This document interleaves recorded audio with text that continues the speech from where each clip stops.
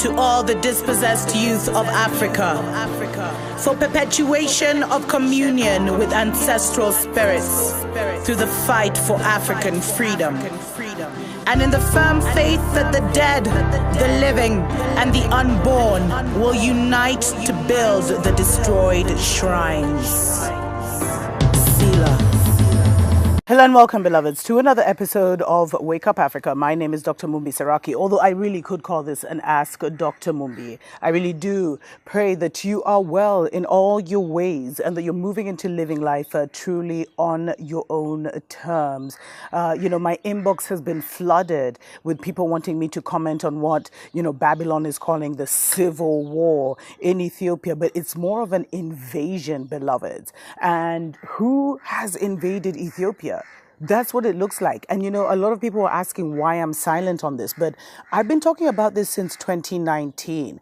All of this is linked to the Nile and the Grand Renaissance Dam that, that Ethiopia created. And Egypt, remember when Egypt went running, Sisi went running to Trump and was like, we need to stop Ethiopia. And there's been so many, the African Union tried to intervene, the United Nations tried to intervene, Washington tried to intervene, where they all went. The prime minister didn't go of Ethiopia, though, but they all went there. And then Trump released a statement where he was like, Egypt could bomb the Grand Renaissance Dam in Ethiopia. And there was this whole messaging, beloveds. That's when the war started. The war is what we're seeing happening right now in Ethiopia is what is trying to manifest physically, but the Ethiopians are standing firm, beloveds. There's so much information out there. Many are alleging that Egypt, Israel, and the divided states have already invaded Ethiopia or are heavily funding what is happening, the rebel movement, and how they all of a sudden said they were going for Addis Ababa. And the reason that people are even suspecting this is because there's been so many articles. I'm telling you guys, beloveds, we live in a mental world. This should show you. There was a Bloomberg article where they were talking about how the U.S. needs to intervene in Ethiopia and send troops in. There was another article which was saying, Israel needs to reach out to the rebels because somehow they have some kind of connection and convince the rebels to stand down or to enter some kind of negotiation with Ethiopia. We are witnessing the invasion of Ethiopia. And I'm going to talk about the spiritual dimensions and what I see happening in the next episode, beloveds. But that is exactly what we're witnessing. And it's been a narrative war. And Ethiopia is not standing down. And beloveds, Prime Minister Abiy Ahmed gave all of us the hints. Because when he was reelected this year, what his main message to the Ethiopian people is that he was going to stand firm and protect the sovereignty of Ethiopia. And that basically, why would he say that if there's no imminent threat, beloveds? And there's something very spiritual to what is happening. And let me leave that for the other show. He told us. Because you see, who's in Ethiopia right now? Only the Ethiopians. And yet the entire world is being drawn into this war by the really aggressive propaganda campaign of media like CNN. And that's how this whole thing triggered off. It triggered off with foreigners. And before we used to fall for this, where foreign agencies, foreign aid agencies who really aren't there to help do nothing, would come in to a situation and they would now feed information back to their countries, back to their media, saying, oh, it's devastating, there's this, there's that. Very exaggerated. We know bad news about Africa sells. And then that would trigger a response. And beloveds, we need to be aware of who's in office right now. We're literally in an Obama 3.0. The same people who were in office when Gaddafi was taken out are the same people in office right now. And let's know, and we need to know that the elections in the divided states, it's a selection, it's not an election. There's an agenda being pushed. And we need to recognize, beloveds, the world isn't about peace and love. Anyone who says they're bringing you peace and love, or peace, they don't even talk about love, but anyone who says they want to bring peace to your nation is there to destabilize it. And Ethiopia overstands this, beloveds. They've not been standing down. And you see, if the narrative war unravels, then there's no way that Babylon can stand and do what they're trying to do to Ethiopia, and it won't work. So as much as we need to pray for Ethiopia, put our petitions between them, to the Most High for Ethiopia, we need to also reject the narrative war. And that's why, beloveds, I've been talking about how critical it was, and it is, for us to have our own narrative. Because people keep saying, Africa needs to stand by Ethiopia. Forget the puppet presidents. Africa isn't even getting the real story of what's happening in Ethiopia, because the media is controlled by Babylon. And that's how they're able to do this. They're not able to do this if they don't have the ears of the world. Let's take a short break. We'll be right back. Wake up, wake up, wake up, wake up, wake up, wake up, wake up. Wake up, Africa.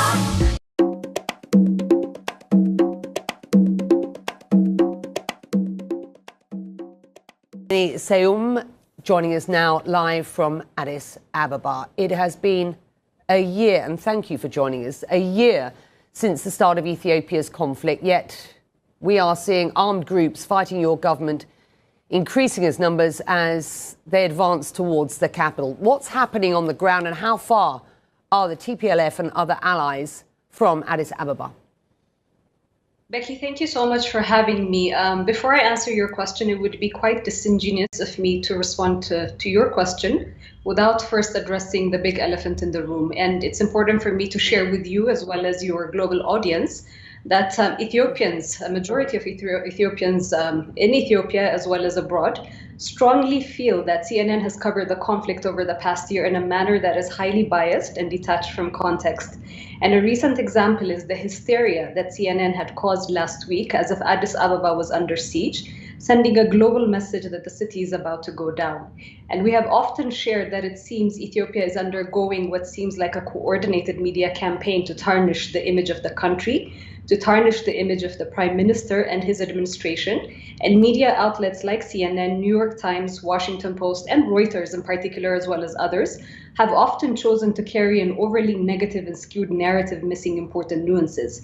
And I reiterate this to you because I also heard the opening lines, which really takes away or is devoid of assigning the actual blame where it is, assigning the blame to the TPLF that initiated this conflict. And they have also given testimony and confessed that they're the ones that attacked the Northern Command of the National Defense Forces. Right. So I think it's important. Let me respond to your words, because I've given you a chance to say your bit. Our work, our reporting was conducted carefully and methodically by CNN's highly experienced team in the region and elsewhere. We stand by its findings as well as the language used in our reporting, which we believe is fully justified. Here's a question to you.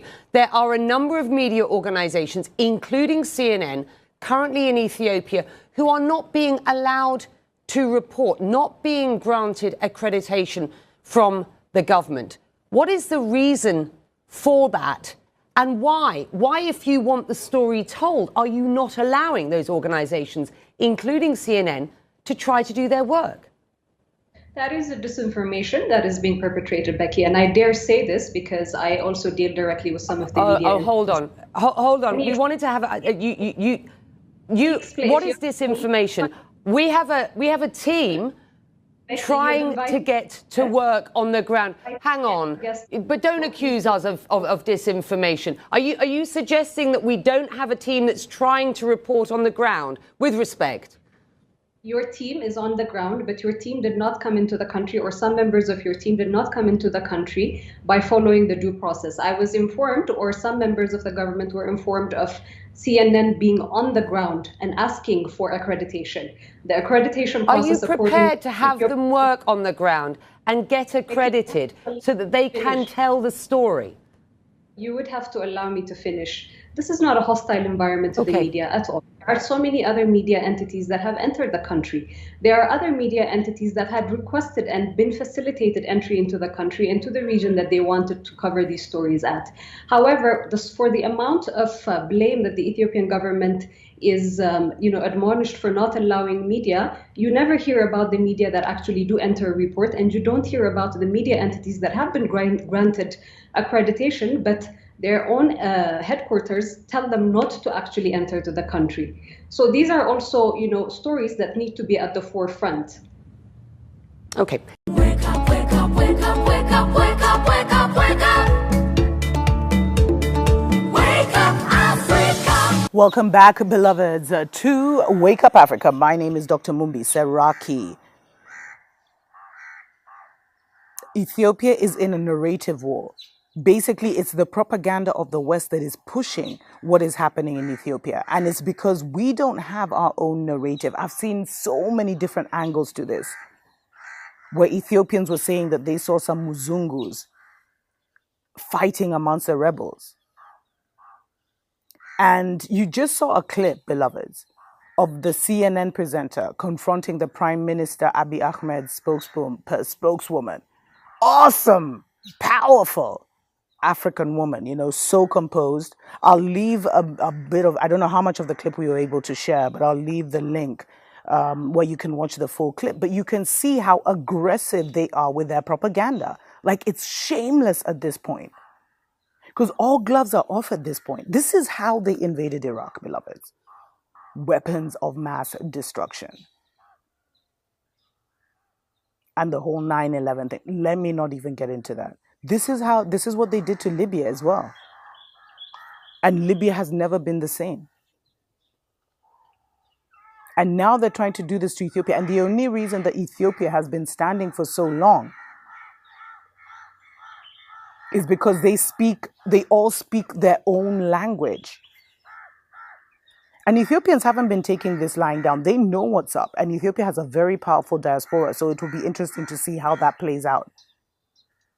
But Ethiopians took to the streets, telling the divided states to back off and to get out of their internal affairs.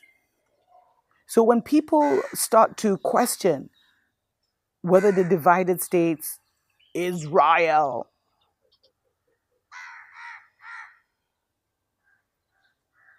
are helping the rebels, it is a valid question, beloveds, and Egypt, that they're helping the rebels. I mean, I'd even done a show where I talked about how, the Ethiopian government was accusing Egypt of sending mercenaries across at the very beginning of this situation, where they said they sent mercenaries across and it was the mercenaries that created the destabilization. But beloveds, the only way we know what's going on is through the story. And the story, who is telling our story? Who is telling Ethiopia's story from the Ethiopian unbiased perspective? Not from the government's perspective or the rebels' perspective, but from the unbiased perspective. And we need to recognize this is much deeper. This is literally an invasion, beloveds. Ethiopia is like a final frontier of Africa, and it is not going to fall. But the whole world is now seeing how situations in Africa have been manipulated. I mean, these guys are not creative. They will play, they will try the same play over and over and over again. That's why I keep saying, read Confessions of an Economic Hitman. They couldn't stop Ethiopia financially because Ethiopia built the Grand Renaissance Dam themselves.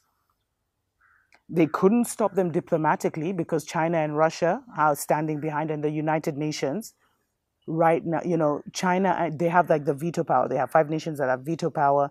And so any plan to invade any nation has to be approved by all five or it won't work. That's why the UN intervention is taking so long. But they told us this was going to happen like a year ago.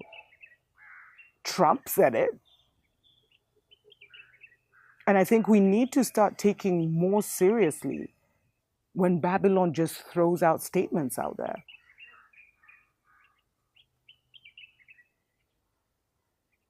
What can we do to help Ethiopia right now? Definitely putting our petitions to the Most High, the ancestors, the ancient ones. But also sharing the correct and true narrative, which means knowing it for ourselves, identifying those alternative sources, and then sharing those. Sharing what CNN and BBC are saying helps the enemy with his strategic plan to invade Ethiopia. Because you see, Ethiopia, I mean, the troops aren't on the ground yet, although they're saying they are. Excuse me.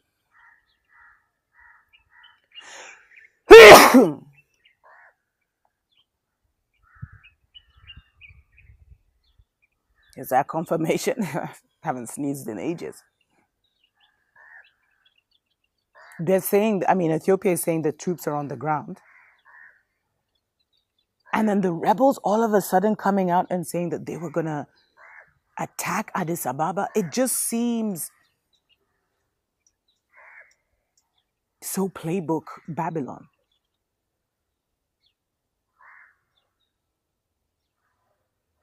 And you know, my condolences to the families of the casualties. But this is not a civil war, beloveds. This is something where people want to stop the progress of Ethiopia. And Ethiopia will, you know, continue to face this onslaught until we get the alternative narrative out there. And the way you saw the CNN woman acting, so aggressive to put her point and to say this before we'd have all fallen for it. And sadly, there's still people who are falling for it now. But you've got to be able to see that they are arrogant, they're aggressive, they have no manners. They push their narrative over and over. She wasn't even allowing the woman to speak. Prime Minister Abiy Ahmed's, you know, spokeswoman. Because they've just been so used to bullying the world to accept the story that they deem as important. And there's so many other things that are just as serious going on. The fact that there's a literal invasion of the divided states right now, co-signed by Sleepy Joe himself, where we're seeing, or we're hearing about, because we're not seeing them, or some, you know, drone footage, etc., where we're hearing about the thousands and thousands and tens of thousands of illegal immigrants crossing in from South America. Like, there's so much happening, but the most important thing is this. And beloveds, I really believe that, of course, what's happening to Ethiopia is connected to the whole of Africa. Because Africa has not been bowing down with the double Big Mac situation. And I told you, Africa was ready to set off, and the enemy of our souls is going to try and stop that by any means necessary. Ethiopia is an important pillar of the grand renaissance of Africa.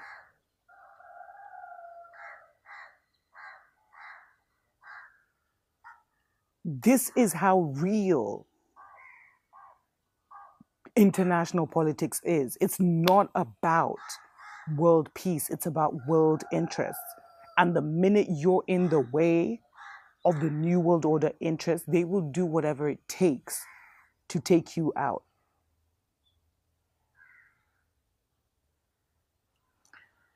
And I mean, the interesting thing is, remember the Ethiopian Airlines flight that disappeared?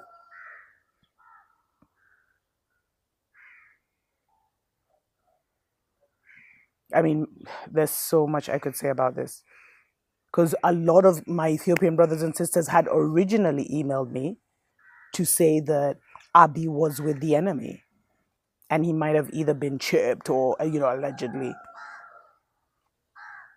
But now he looks to be standing firm with his people. But we can't really know, beloveds. And if we were in the 70s, we wouldn't know. And probably because we didn't know, there wouldn't be as much damage being done. There is so much damage in this globalization, especially in Babylon being able to, undertake and execute their objectives, which is what they're doing with this story. It's like their narrative, their narrative, their narrative, their narrative. And even the, Ethiopian Prime Minister's spokeswoman, she was like, you invited me to the show, but you're not even allowing me to answer your questions or respond. It's because by having me on the show, you'll have the ears of my people and then you can just bash me. It doesn't work like that. As I've said before, beloveds, we are a new breed of Africa and a new breed of Africans who can. And this is not how the story ends. Tuko pamoja.